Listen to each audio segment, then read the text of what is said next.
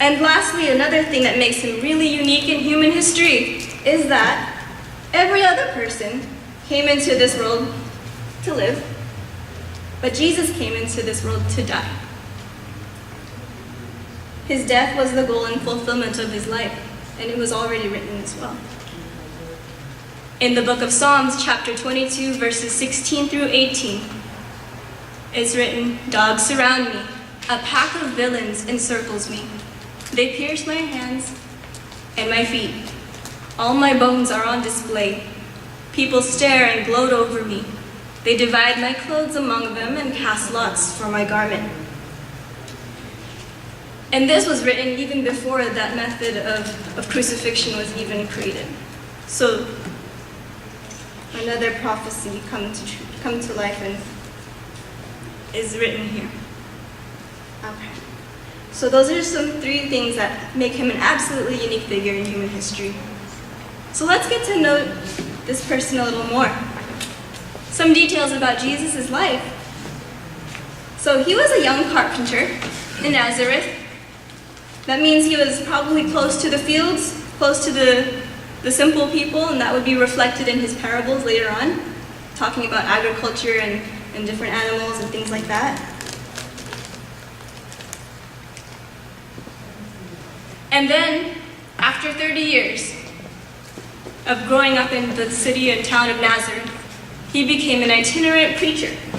Never stopped walking up and down the roads from here in Nazareth up to Galilee, there's the Sea of Galilee, down to the middle of Samaria, and down to the south, where Judea was, and Jerusalem finally. He probably never walked more than 100 miles from his home.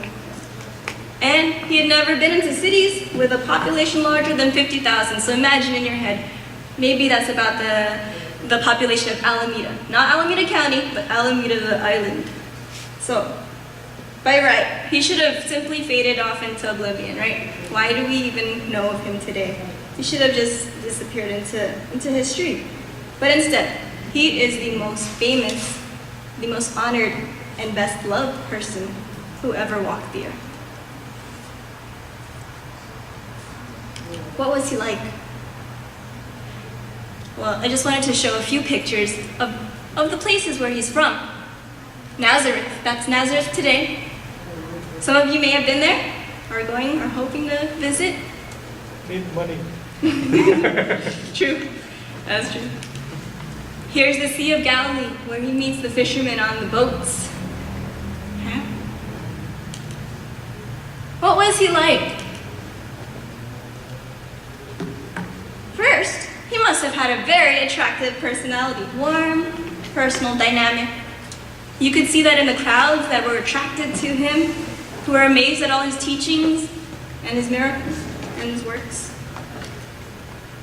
Strong in mind and body, at the age of 12, he was already outwitting those who had gathered in the synagogues. And as a man, he was already able to counter and dialogue with those who had an advantage of having that education. Okay? And he was able to fast for 40 days. I don't know if you can see this, but he's overlooking the desert and there is the devil tempting him. He was down to earth. So here we have him hanging out with all the kids and the children. Okay? He said, "Let the children come to me." He was not a romantic or a dreamer. Okay? Also, he was a magnetic leader. I don't know if you can read that. It's a bit small. He's asking the fishermen, his disciples, "Do you even lift?" Because apparently they can't catch that big net of fish. So he summoned those burly men, Simon and Andrew, James and John, and Levi, who just up and went, following him immediately. Probably takes lots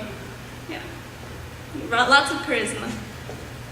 He's also a man of extraordinary authority. Okay. Gave orders to nature where they obeyed. Here he's calming the storm.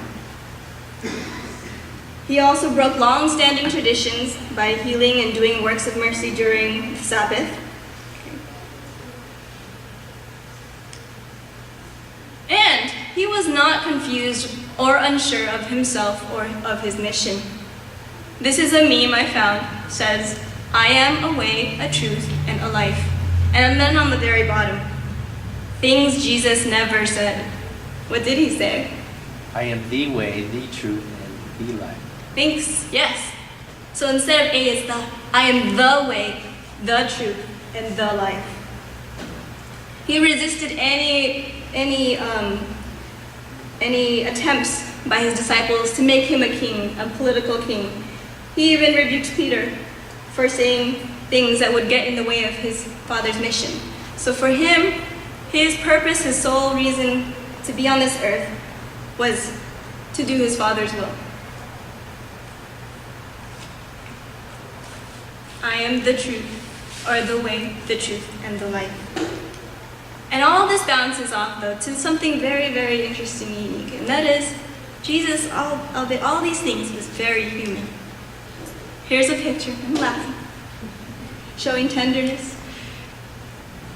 But he could also be sad, just like anybody else.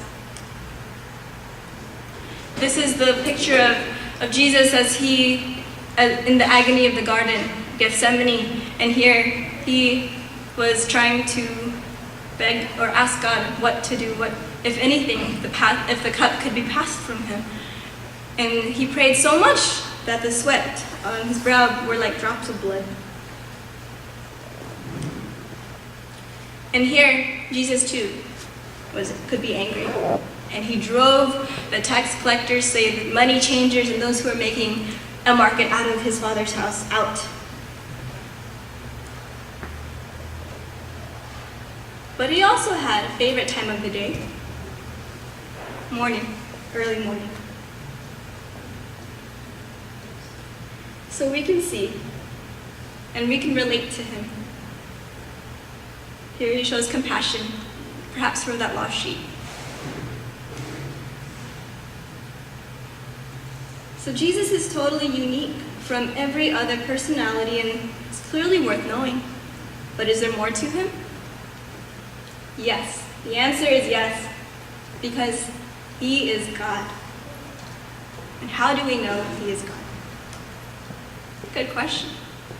Because Jesus himself told us so. In the Gospel of John, there are several instances where he says it right there, bluntly. The Father and I are one. From John chapter 10, verse 30. John chapter 12, verse 45. And whoever sees me sees him who sent me. In John chapter 8, verse 58, Jesus said to them, very truly, I tell you, before Abraham was, I am. In the beginning of John's Gospel as well, he talked about the Word of God. The Word was God. And Jesus is the Word of God made flesh.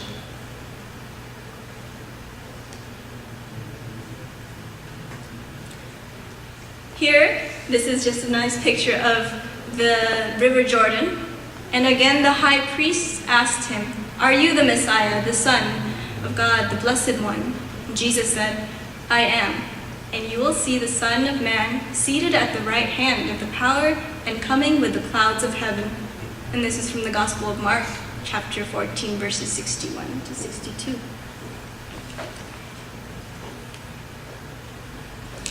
So Jesus claims his divinity time and time again. Okay. How do we actually know? We can still ask, would it be by his miracles that he performed? Well, last weekend, Father Orbis was here. He's a healer, and God works through him, through people to show his love. So a man can work miracles and not be God. Okay, so how do we know? And right there, Jesus says it time and time and again. And he does so by saying he can forgive sin, something that we would only